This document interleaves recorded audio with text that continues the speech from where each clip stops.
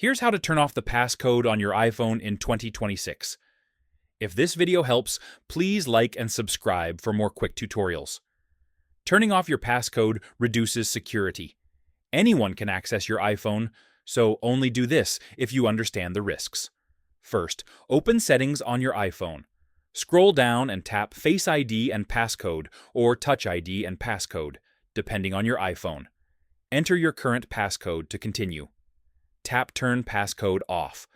Read the warning, then tap Turn Off again to confirm. Your iPhone will no longer require a passcode, Face ID, or Touch ID. Apple Pay, some apps, and certain features may be disabled. If Turn Passcode Off is grayed out, screen time or a work profile may require a passcode. You'll need to remove those restrictions first. Instead of turning it off completely, you can use Face ID or a simpler passcode for better security. And that's it. That's how you turn off the passcode on iPhone.